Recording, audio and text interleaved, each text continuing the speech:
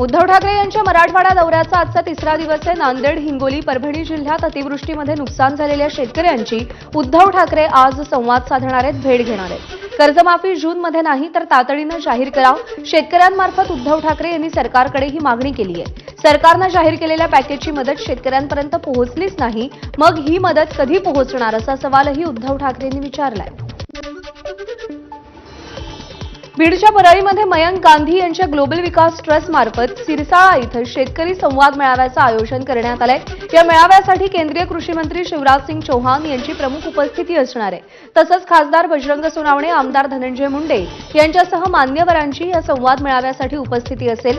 या शेतकरी संवाद मेळाव्यानंतर पडोळी आणि तपोवन शिवारात केंद्रीय कृषी मंत्री शेतकऱ्यांशी संवाद साधतील। रत्नागिरीमध्ये भास्कर जाधव यांचा मुलगा विक्रांत जाधव याची लोटे एमआयडीसीमध्ये दबंगगिरी पाहायला मिळाली आहे। शिंदेंच्या युवा सेनेच्या उपजिल्हा प्रमुखाला शिवीगाळ करत मारहाण करण्यात आली आहे।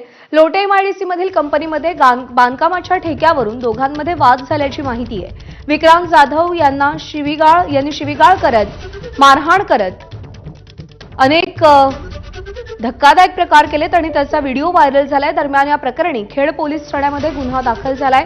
अन्य 10 जणांवर देखील गुन्हा दाखल झाल्याची माहिती आहे।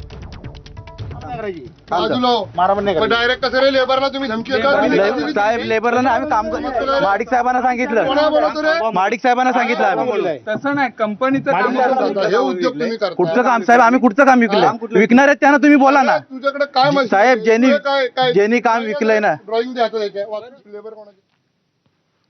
अण्णासाहेब महामंडळाची वेबसाईट गेल्या महिन्याभरापासून बंद असल्यानं हजारो तरुणांना याचा मोठा फटका बसतोय। मराठा समाजातील होतकरू बेरोजगार तरुणांना स्वतःच्या पायावर उभं करण्यासाठी अण्णासाहेब विकास महामंडळाचा सिंहाचा वाटा आहे। पण गेल्या 1 ऑक्टोबरपासून वेबसाईट बंद असल्यानं महामंडळात लाभार्थ्यांची नोंदणी, कर्ज प्रक्रिया, पात्रता प्रमाणपत्र वाटप, व्याजाचा परतावा रखडलाय आणि त्यामुळे मराठा समाजात असंतोष निर्माण झालाय। महामंडळाचे अध्यक्ष नरेंद्र पाटील यांच्या उपस्थितीत सकाळी 11 वाजता नाशिकमध्ये सकल मराठा समाजाची बैठक पार पडणार आहे। माहिती तंत्रज्ञानाच्या युगात 1 महिन्यापासून वेबसाईट सुरू होत नसल्यानं आश्चर्य व्यक्त होतंय। सर्व्हर डाऊन असल्याचा संदेश सातत्यानं प्राप्त होतोय।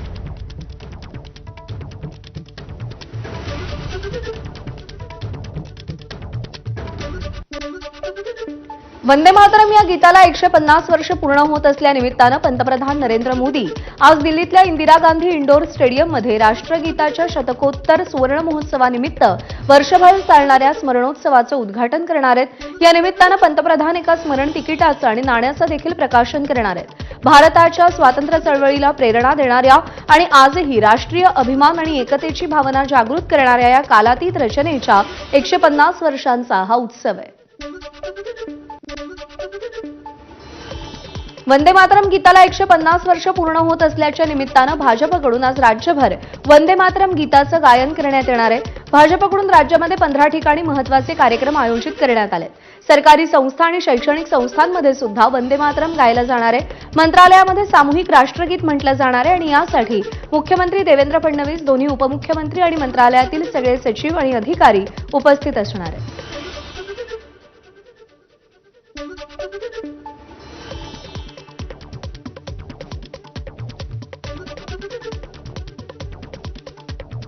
तर आज वंदे मातरम गीताला 150 वर्ष पूर्ण झाल्याच्या निमित्तानं राज्यस्तरावर देखील कार्यक्रमाचं आयोजन करण्यात आलेलं आहे।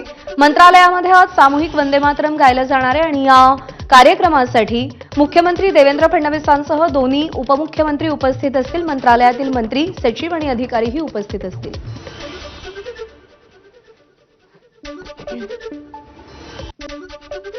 मुंबई भाजप अध्यक्ष अमित साटम यांनी अबू आझमींना निमंत्रण दिलंय। वंदे मातरम गीताला 150 वर्ष पूर्ण झाल्याबद्दल राज्यात ठिकठिकाणी कार्यक्रम आयोजित करण्यात आलेत आणि या निमित्तानं अबू आझमींना कार्यक्रमात सहभागी होण्याचं आवाहन केलंय। याआधी अबू आझमींनी वंदे मातरम गायनासंदर्भात विरोध केला होता, त्यामुळे अबू आझमींना गायन कार्यक्रमात सहभागी होण्याचं आवाहन केलेलं आहे।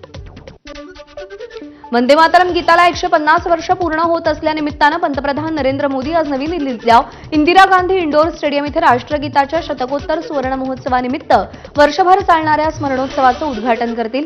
या निमित्तानं पंतप्रधान एका स्मरण तिकिटाचं आणि नाण्याचं देखील प्रकाशन करणार आहेत। वंदे मातरम या राष्ट्रीय गीताच्या निर्मितीला 150 वर्ष पूर्ण झाल्यानं रायगडच्या महाडमधील छत्रपती शिवाजी महाराज चौकामध्ये नागरिकांनी एकत्र येत वंदे मातरमचं सामूहिक गायन केलं. राष्ट्र सेविका समितीच्या वतीनं या कार्यक्रमाचं आयोजन करण्यात आलं होतं. भारतीय महिला क्रिकेट संघातील खेळाडू आज मुख्यमंत्री देवेंद्र फडणवीसांची भेट घेणार आहेत. मुख्यमंत्र्यांकडून आज महाराष्ट्रातील भारतीय महिला संघाचा सत्कार केला जाईल. पंतप्रधान नरेंद्र मोदी यांच्याशी चर्चा केल्यानंतर खेळाडू मुख्यमंत्र्यांची भेट घेतील. भारतीय महिला संघाची उपकर्णधार स्मृती मानधना, जेमिमा रॉड्रिग्स आणि फिरकीपटू राधा यादव यांचा सत्कार केला जाणार आहे. सोबतच भारतीय महिला संघातील आणखी काही खेळाडूंची स्पोर्टिंग स्टाफ आणि प्रशिक्षक अमोल मुजुमदार यांची उपस्थिती असेल. आज दुपारी 12 वाजता वर्षा निवासस्थानी हा छोटेखानी कार्यक्रम होईल. सांगलीचे पालकमंत्री चंद्रकांत पाटलांनी विश्वविजेत्या महिला क्रिकेट संघाची उपकर्णधार स्मृती मानधनाच्या घरी जात तिच्या आईवडिलांचं विशेष अभिनंदन केलं. यावेळी जिल्हाधिकारी अशोक काकडे उपस्थित होते. स्मृतीनं दिलेल्या योगदानाचा सांगलीकरांनाच नाही तर संपूर्ण देशाला अभिमान असल्याचं चंद्रकांत पाटील यांनी म्हटलंय. तर तिच्या या कामगिरीमुळे ग्रामीण भागातल्या मुलींना प्रेरणा मिळणार असल्याचंही चंद्रकांत पाटील यांचं म्हणणं आहे. शिरूरमध्ये बिबट्याच्या हल्ल्यात रोहित बोंबेचा मृत्यू झाला होता. उपमुख्यमंत्री एकनाथ शिंदेंनी रोहित बोंबेच्या कुटुंबियांची सांत्वनपर भेट घेतली. घडलेली घटना वेदनादायी आहे. यापुढे अशा घटना घडू नये यासाठी खबरदारी घेण्याच्या सूचना एकनाथ शिंदेंनी वनविभागाला दिलेल्या आहेत. पोटच्या मुलांना बिबट्यानी शिकार केली, त्याचा मृत्यू झाला.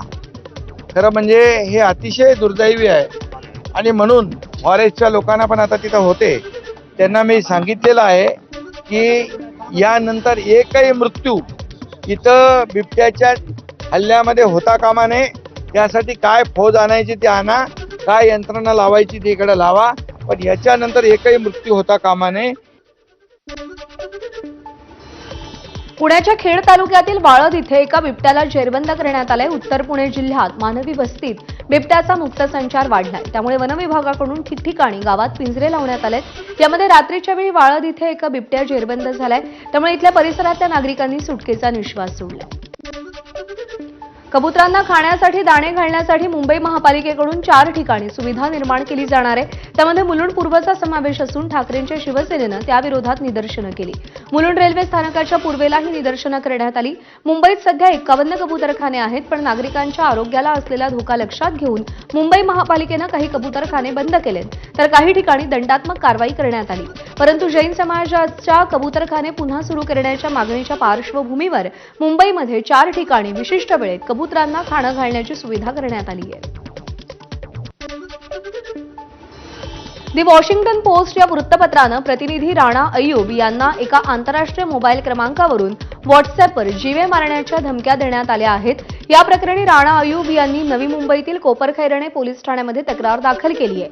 रविवारी संध्याकाळी 7:15 ते 7:30 च्या वेळेत त्यांना हॅरी शूटर कॅनडा नावाच्या एका अज्ञात आंतरराष्ट्रीय क्रमांकावरून वारंवार व्हॉट्सअॅप कॉल्स आले. अय्यूब यांनी ते कॉल उचलले नाहीत आणि त्यानंतर त्या अज्ञात व्यक्तीनं व्हॉट्सअॅपवर धमकीचा संदेश पाठवला.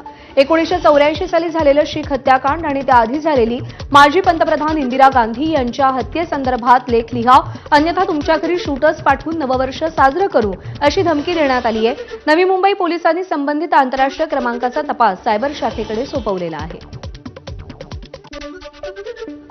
अब तक मुझे नहीं लगता है कि एफआईआर हुई है. मैं चाहती हूँ कि पुलिस उसको इन्वेस्टिगेट करे, एफआईआर करे और मैं जानना चाहती हूँ कि बंदा कौन है, लॉरेंस बिश्नोई है नहीं है, कोई भी है, लेकिन उसमें मेरे ऊपर सर्वेलेंस क्यों हो रही है, मेरे ऊपर ऐसे थ्रेट कौन कर रहा है. ये पहली बार नहीं हुआ है. कोपरखैरणे पुलिस स्टेशन में मेरे खिलाफ मैंने बहुत एफआईआर ऑलरेडी पहले से रजिस्टर की हुई है. लास्ट ईयर भी किया था.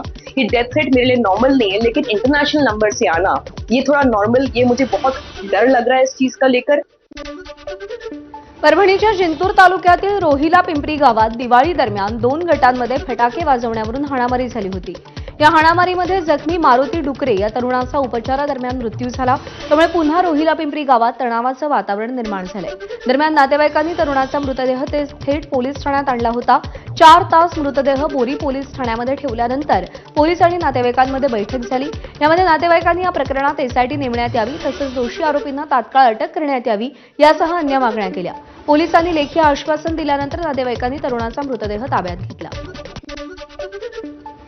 पुण्याच्या दौंड तालुक्यातील यवत पोलिसांनी केडगाव चौफुला परिसरामध्ये दहशत निर्माण करू पाहणाऱ्या सराईत गुन्हेगाराला आणि त्याच्या साथीदारांना बेड्या ठोकल्या. यासह आरोपींकडून हत्यारं देखील पोलिसांनी ताब्यात घेतली आहेत. सांगलीच्या ईश्वरपूरमध्ये विवाहित मैत्रिणीचा गळा ओळून तिच्याच मित्रानं हत्या केल्याचा धक्कादायक प्रकार समोर आलाय.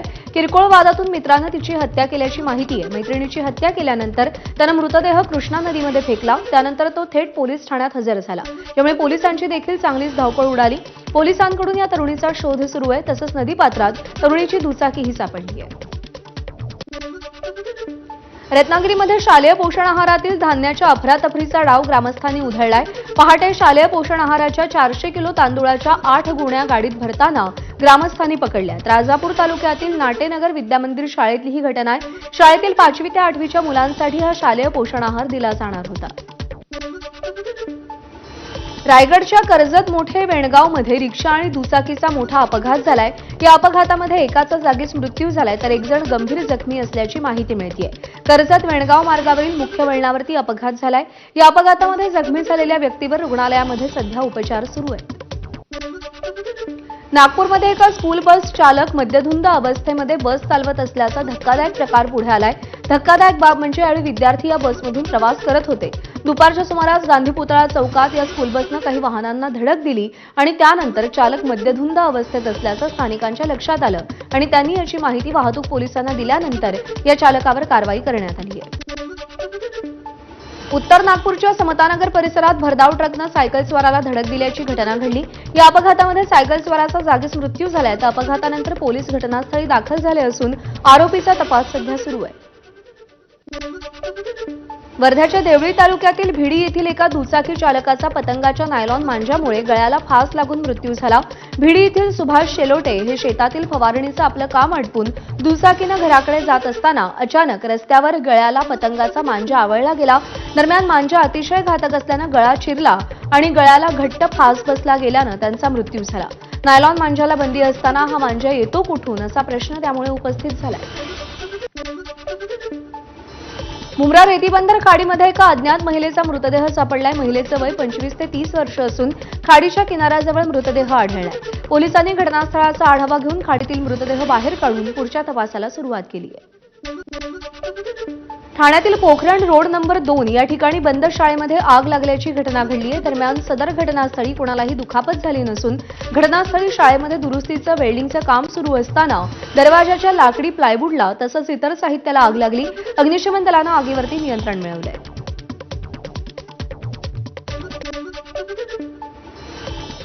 एक छोटासा ब्रेक घेतोय बुलेटिनमध्ये. या बातम्यांसह थोड्याच वेळात पुन्हा भेटूया.